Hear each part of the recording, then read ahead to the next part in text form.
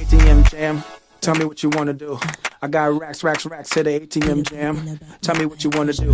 You a badass bitch that don't get swallowed in that fat ass bitch. I got racks to the ATM jam. Tell me what you wanna do. I got racks Shout out to the to ATM Day jam. in Words. Tell me what you wanna do.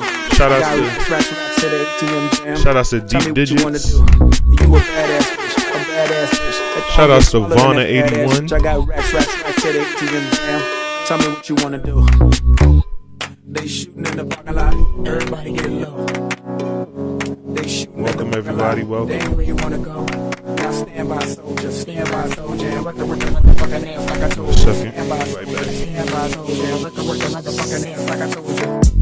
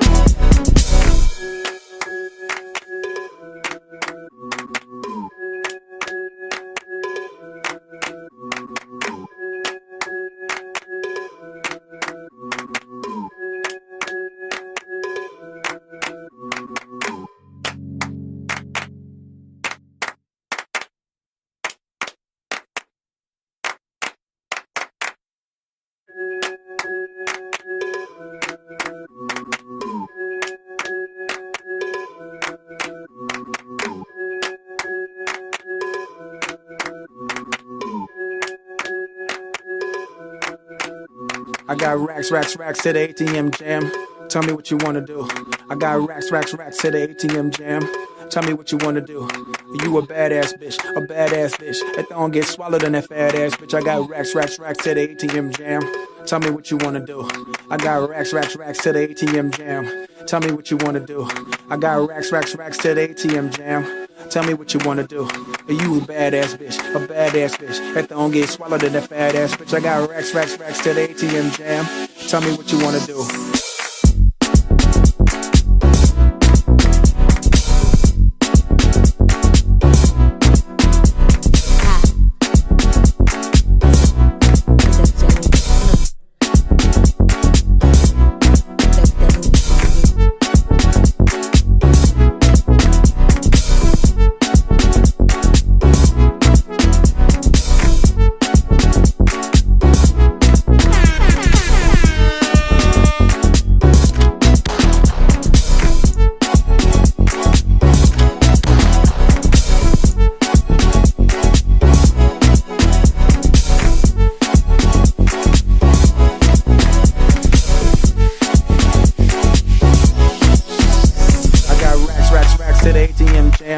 Tell me what you wanna do. I got racks to the ATM jam. Tell me what you wanna do. You a badass bitch that don't get swallowed in that fat ass bitch. I got racks to the ATM jam. Tell me what you wanna do. I got racks to the ATM jam. Tell me what you wanna do. I got racks to the ATM jam. Tell me what you wanna do. You a badass bitch that don't get swallowed in that fat ass bitch. I got racks to the ATM jam. Tell me what you wanna do. They shooting in the parking lot. Everybody get low. They shooting in the parking lot. They ain't where you wanna go. Now stand by soldier. And look at work the motherfucking ass like I told you. Stand by soldier. And look at work the motherfucking ass like I told you.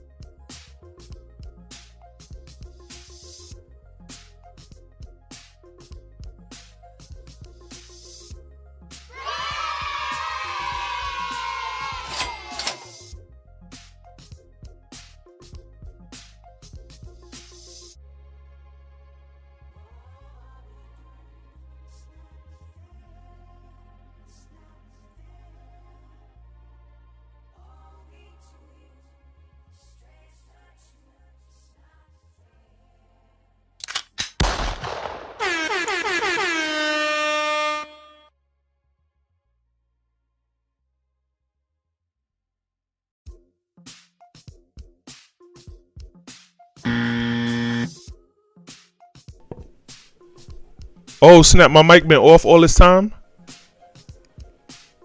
Oh, wow. All right. Nobody's going to tell me my mic was off. Oh.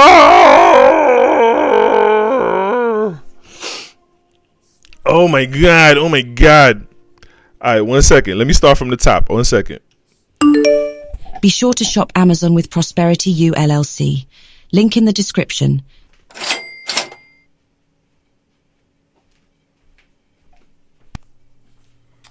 These are all of my books. My very first book, Lead the Fairy Tales Up to Disney, The Reality of Dating.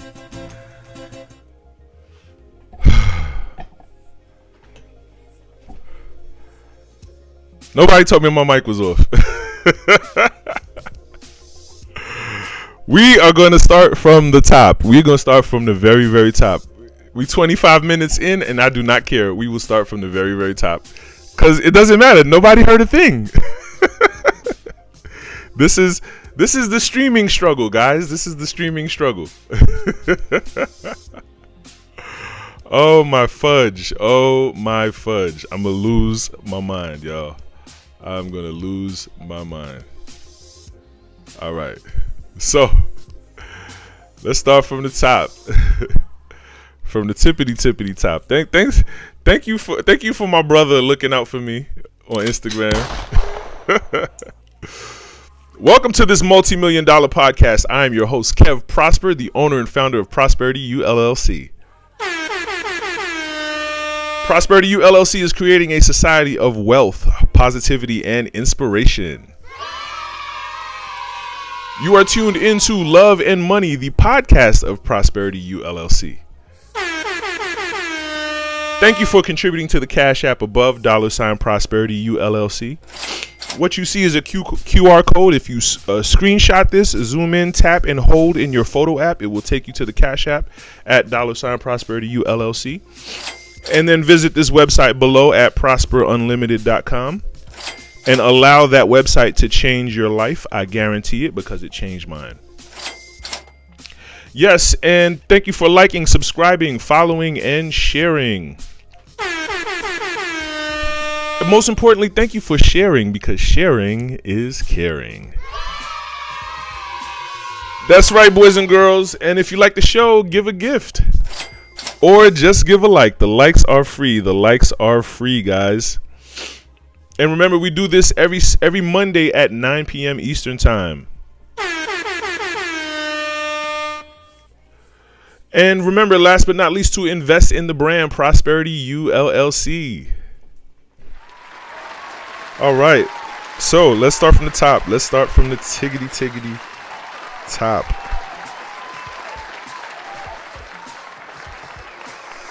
Thanks to my brother for looking out for me. I went 25 minutes blank. 25 minutes. All right. So, the topic of discussion here this evening. Yes, ladies and gentlemen. Yes, ladies and gentlemen. Let's talk about it. Let's talk about it. The political arena is very much about image and pomp and pageantry and perception. And a lot of moves are made not for any real effect, but just for a look. And just for a way of establishing your presence and a name in a way. This is how power works. This is how power works. And so kind of when you enter into that arena, I don't think anyone really truly enters that arena blindsided, not knowing what they're getting into. Welcome, Kim Holmes. Welcome, everybody on TikTok. Can I get some likes on TikTok, please? Can I get some likes, TikTok? Yeah, so no one really gets into that arena. Shout outs to Blessed. No one gets into that arena not knowing what they're getting themselves into. And especially when, your husband is running for the seat of the leader of the free world. You know what I mean? You can't say you don't know what you're getting into. And I think and the bond and the union that Michelle and Obama had, you know what I'm saying, that is really what got him to that seat and what made him great, and before, for the longest, I always thought that okay, he served his term, you know what I'm saying, he swore his oath, he gave up his oath to America, you know what I mean, and he did his term, and now he's done, right?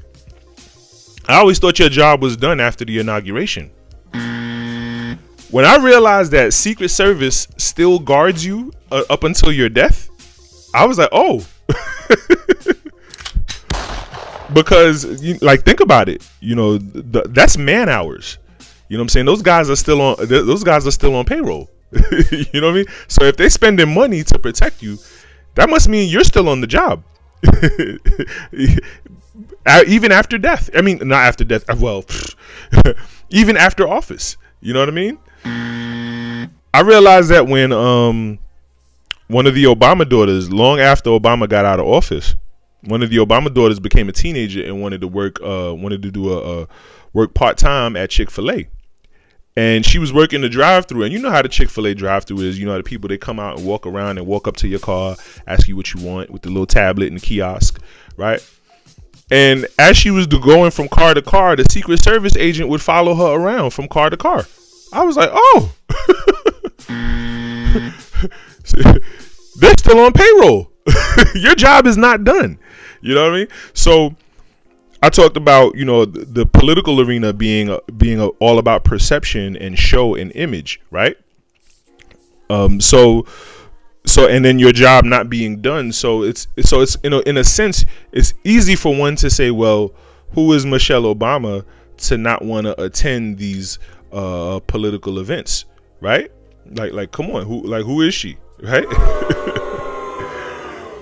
But then, my much saner mind, has to, put myself in her shoes and say, okay, well, for one, is my husband still in office? Am I mandated to be there? Am I being paid to be there? Is my life threatened if I don't show up? Do I want to be there? Like, come on. Come on, son. So it's a thing of, well, if I don't want to be there and I don't have to be there, then why would I be there? You know what I mean? I get it. Now that's one avenue of approaching it. That's one way of looking at it. That's one way of judging that, right? And the other avenue is this was the meat and potatoes of what I was talking about before I realized my mic wasn't working. The other avenue of looking at it is this can be a political chess move. This can be a political chess move. Let's think about this.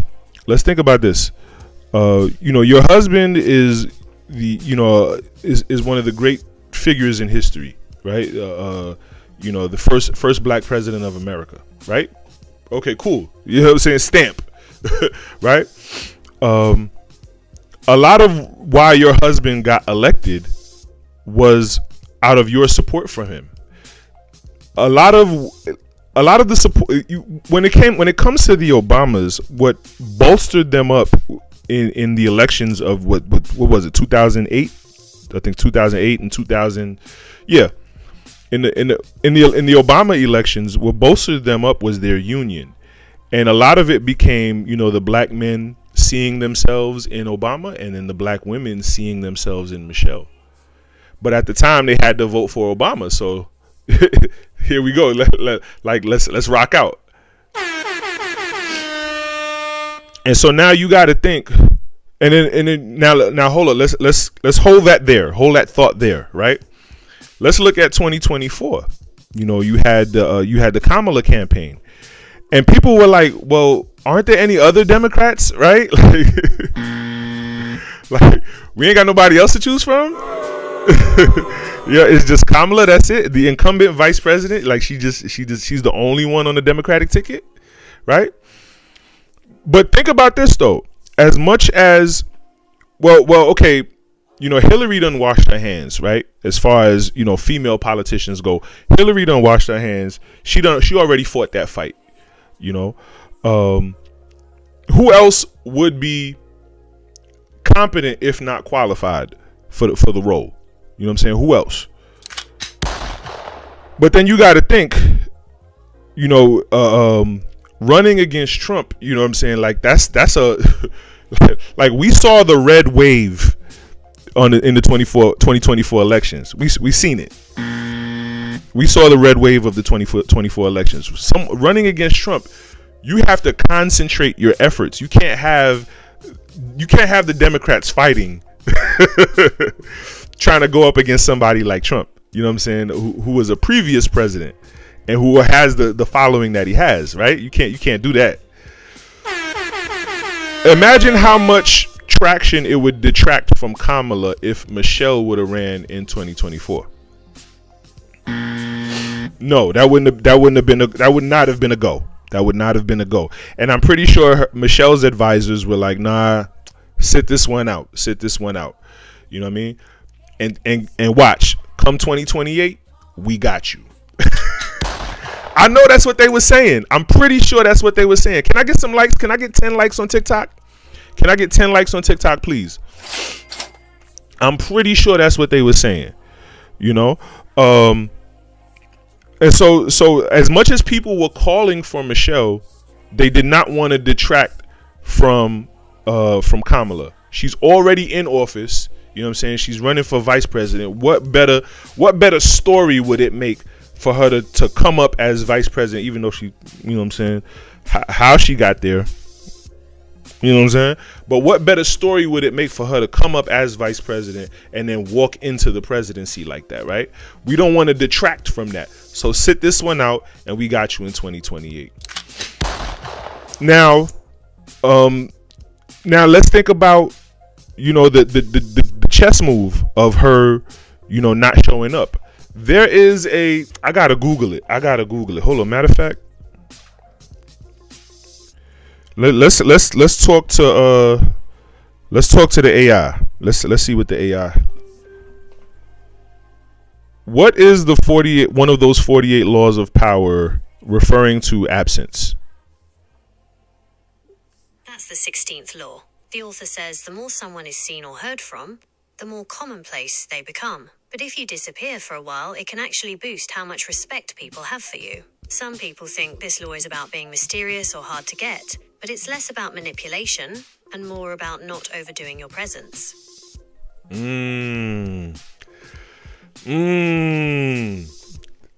So familiarity breeds contempt. In a way, she has to.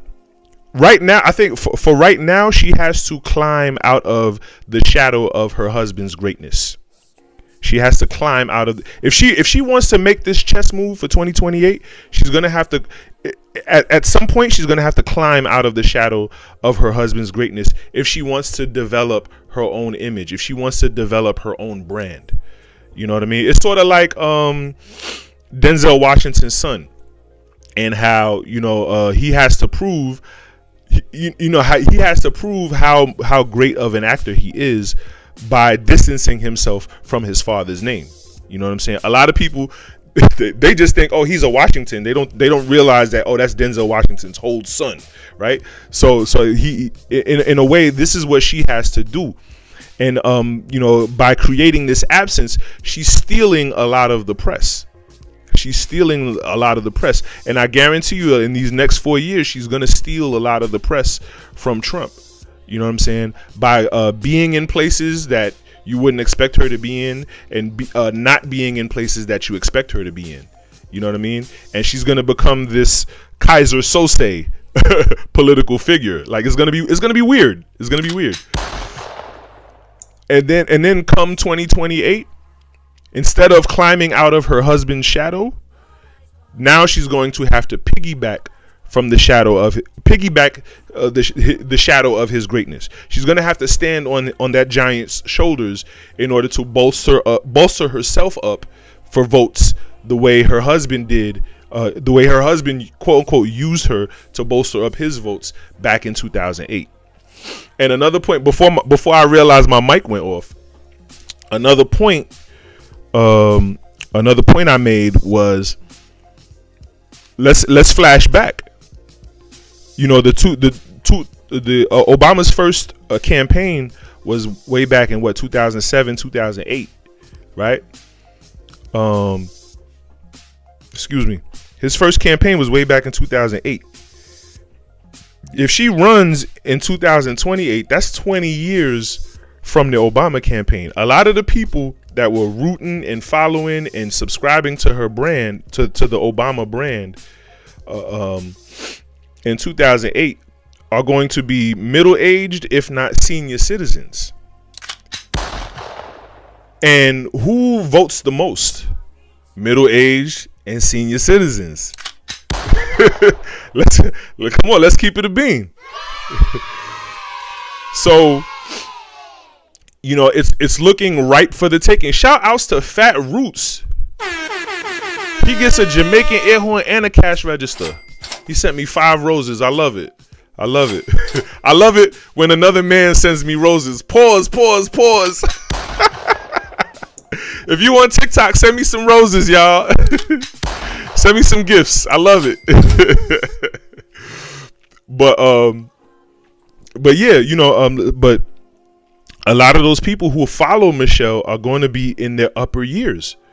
You know what I mean? So the Democratic seat is kind of ripe for the taking. Let's go. So a lot of this, a lot of this maneuvering, you know, in the naked eye, you know, it looks like, who does Michelle think she is, right? Like I said, there's 2 avenues of approach. There's 2 ways of looking at it. You could look at it as, oh, she don't want to be there, she ain't got to be there, right? Or you could look, this is a chess move, you know. Now, the implications of how this is going to look in the Obama household. Let's talk about that. That's a deeper, darker web of mystery and misery, right? Let's get into that. I kind of got my eyes opened to the Obama couple. You know what I mean? I thought at first I took it as slander, but then when I stepped back and like kind of really looked at it, I was like, oh. You know, there was rumors about Obama.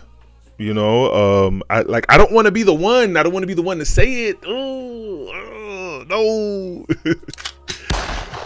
But you know, there was rumors about Obama, and you know, a letter, a very passionate letter to another gentleman. You know, pause. There was and then, you know, Michelle, she doesn't strike anyone as the most, you know, femininized person, you know. And it's kind of it kind of puts the dynamic of their relationship in question. You know what I mean? Like what are the roles in their relationship? You know what I mean? Like, and so I don't want to touch that. I want to be respectful. Respectfully. You know what I mean? But yeah, that's what I heard. That's the word on the street. You know what I mean? So and so yeah, it's kind of questionable, the dynamic of their relationship. And you know, most of the time, but then again, you could question the dynamic of Trump and Melania's relationship. We done know what that's about. You know what I mean? Like, how much Melania costs, yo? Like, come on, son. Come on, son. So so yeah, we already know what that's about. And so but you know, the solidarity and the union that they showed, you know, when they were campaigning, we don't see much of that. We don't see much of that as of late, you know. Like I said, is this Michelle trying to chess piece her way into 2028, or is this Michelle just being done with it and washing her hands? A lot of people go back to that daytime TV clip where she was complaining, where she was kind of dry complaining about, oh, you know, well, in the first few years I hated my husband, I couldn't stand him, and I was taking care of the kids, and he was out campaigning, and right, and you know, like I said, the politics is very much a theater. You know, it's very much entertainment. It's very much image and perception and pageantry. You know, and you know, it's not for the faint of heart. And so I would I wouldn't expect any human being to want to uphold that for so long. When you did that for 8 years. You spent 8 years imagine Trump is the only president who hasn't gained a head full of gray hair while he's been in office. The only one. Right? But we see the stress and the anxiety is visible on when you hold that mantle, right? So I wouldn't expect anyone to want to have to continue to uphold that if they don't have to. You know what I mean? It's just not humanly healthy per se. But you know, Obama did look kind of awkward sitting with all of these people sitting next to who they were sitting next to, and him sitting next to an empty seat. You know what I mean? Like, and then he's probably thinking to himself like, well, if she don't show up, how I'm going to look? But I'm Barack Obama. I gotta show up. Fuck is you, bitch. Like as a man, you gotta say that to yourself at some point. You've been with this woman for about the majority of your adult life, and she leave you hanging like this. You know what I'm saying? Like, and if they talked about it, imagine what the talk must have been like. You know what I'm saying? Like, let's take the two avenues approach, right? Oh, I don't want to be there, right? Okay, cool. So like, but babe, like, you know, I gotta be there, and how's it gonna look if you're not with me, right? And then the other approach is the chess move. So he would have been like, wait, Greg People says there's nothing to get into. She doesn't want to go. She doesn't have to. And you get on here talking. Shout out to Greg Peoples, yo.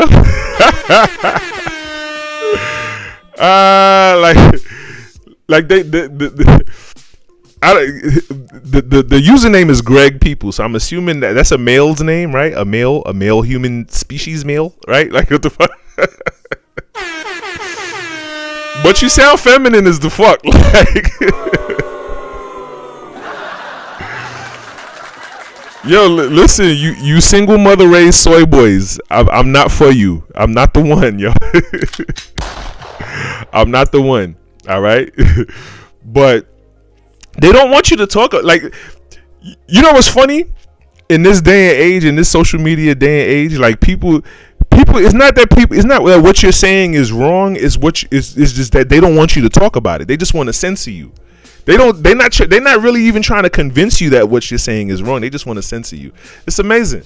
But let's continue. So if they were taking the political approach for it, and she's chess moving, you know what I'm saying? He's probably still like, well, you know, you don't have to do every interview. You don't have to do every photo shoot. Just come sit next to me in this event for this one time.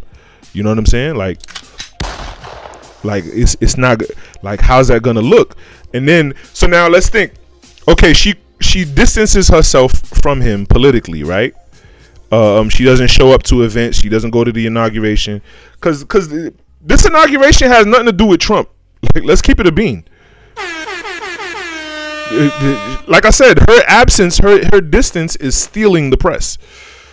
She doesn't go to the inauguration. She doesn't go to the day of mourning for Jimmy Carter, right? And then what is Obama supposed to do? He's supposed to back her in 2028 after she spent all these years distancing herself from him, trying to gain press and build her own brand, right? Like how does that work? And I'm supposed to just be like, hey, vote for my wife in 2028, right? Like, how does that work? You know what I mean? But like, yeah. So now let's delve and dive deep into the darkness, into the dark abyss, right? Let's talk about black love. the figment of our imagination called black love. I wish I had more sound effects. I'm gonna get more sound effects. But let's go there for a second. Let's go there. So you had, the Will and Jada, right? Threw that out the window. What else? Remy Ma and Papoose. Threw that out the window. It's garbage now. Right? It's just air. Right? What's next on who and then the Jay-Z allegations, and then like Beyonce looking crazy right now, like, you know what I mean? So like what is quote unquote the state of black love right now? And now Michelle, distancing herself from Barack, having him out here looking goofy in the streets. Everybody sitting next to who they supposed to be sitting next to, and Barack sitting there next to an empty chair. You know what I mean? Like, and then worst come to worst, what if they actually divorce? No. Nah, we can't have that. We can't have that. If that was to happen, you wouldn't even be able to mention the two words black love. You put black and love in the same sentence, at that point the feds will kick your door.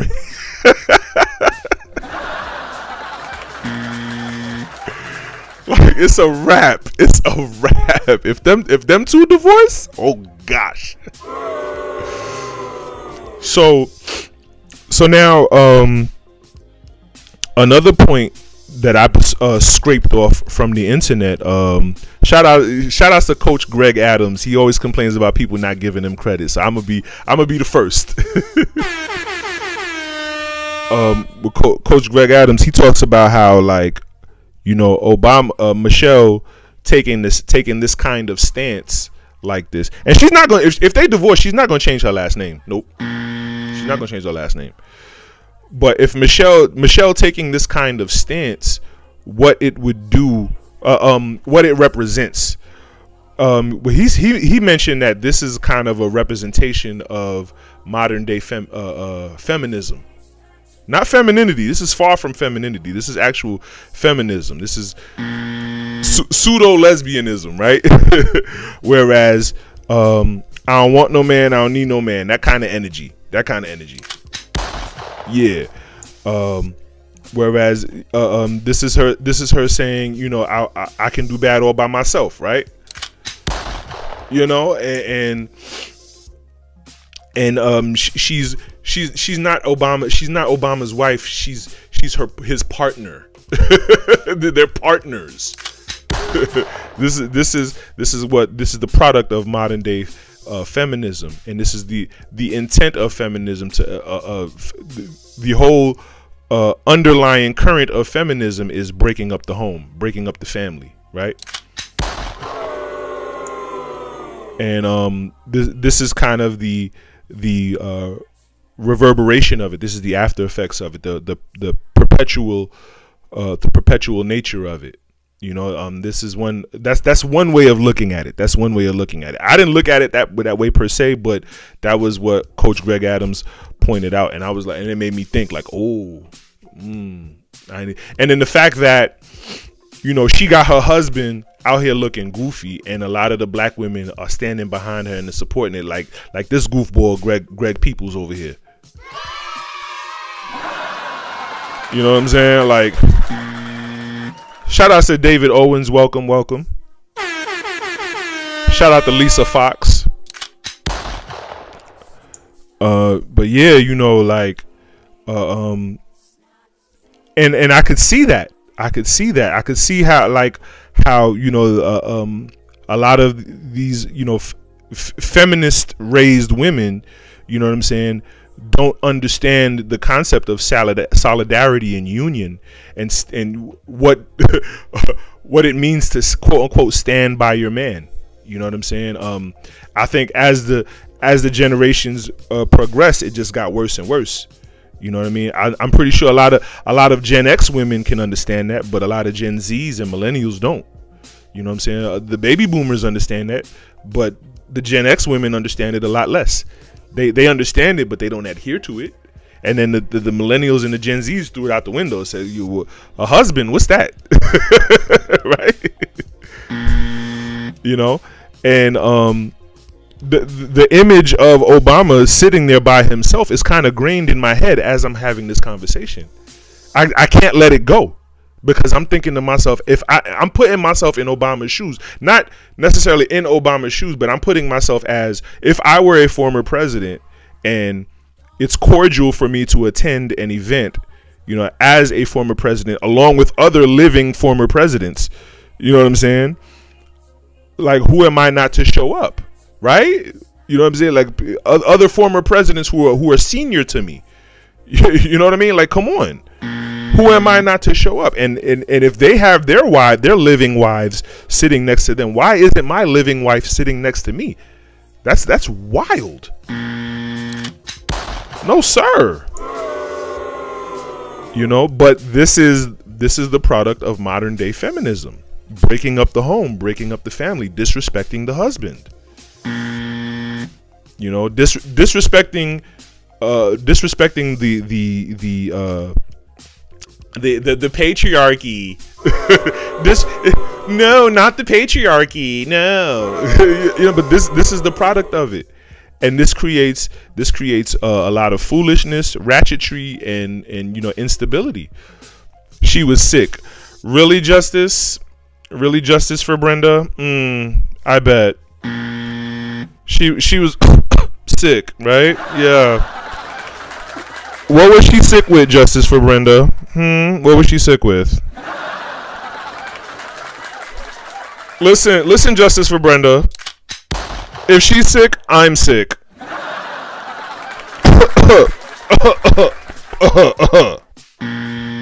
Come on, son. So yeah. The inauguration was, when was the inauguration? Listen to me. I'm talking all this politicalness, and I don't even know when it was supposed to be. What, yesterday or today? But I just kept hearing and seeing the scuttlebutt around Michelle not showing up, and I'm seeing the chess play. I'm seeing the 2028 chess play, and I feel like it's being executed beautifully. It's being executed beautifully because we know where it's being executed beautifully because the Democrats are going back to the drawing board, and they went back to the drawing board the night Trump got elected.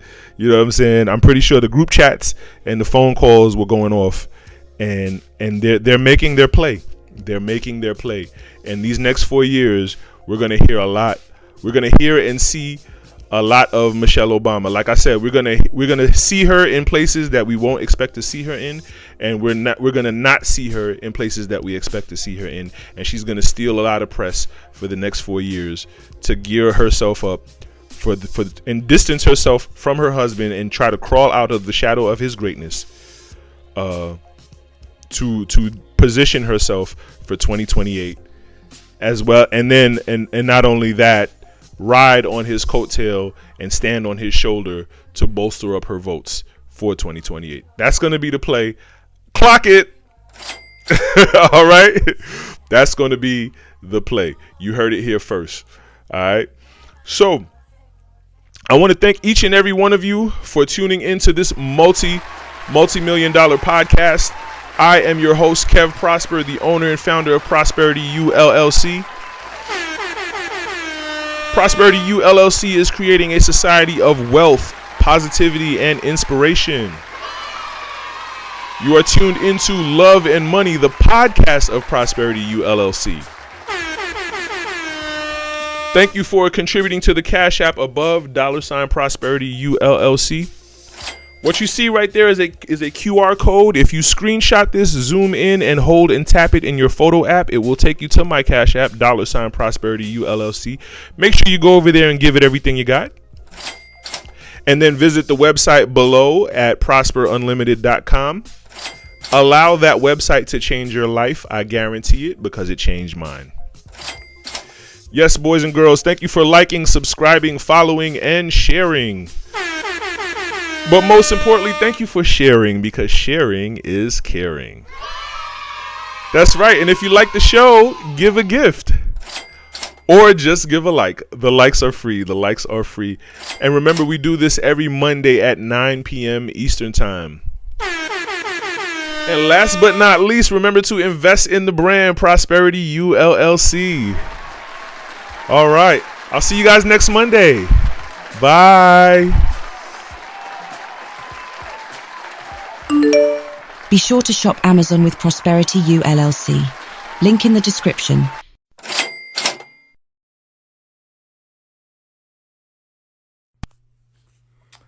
These are all of my books. My very first book, Lead the Fairy Tales Up to Disney, The Reality of Dating. Haunted Truths, a romance murder mystery set in the heart of Brooklyn during the 1980s, during the height of the crack era. Switch, my romantic comedy. My trilogy, Spirit of the Machine, 1, 2, and 3, sci-fi action thriller. My poem anthology, Red Garden. That is System of the Sun. It's my book on organizational skills. Don't wait till I get rich to buy that book. New Shoes. That's my book on self-esteem, on how to love yourself. Ratchetology. Yes, I'm the ratchetologist. Take my advice.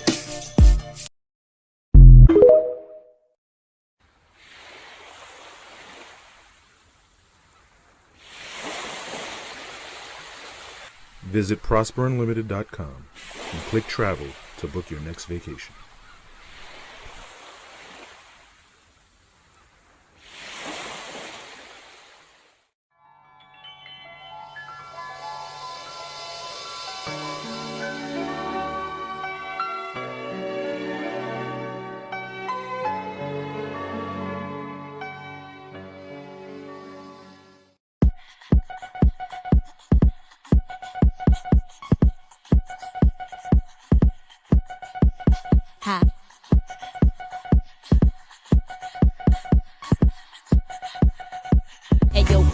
Do that freaky jam on the beat. Did you with that butter shit that bone feed? Did you double do that song sing? Flicky chicky with some butter shit that bone sing. If you cheeky cheddar check, I get her own cheese. It's a chicken with that head of this that won't be with the official with that whole sleeve. Let me see you head wish that with that long I got racks to the ATM jam. Tell me what you wanna do. I got racks to the ATM jam. Tell me what you wanna do. You a badass bitch. If I don't get swallowed in that fat ass bitch. I got racks to the ATM jam. Tell me what you wanna do. I got racks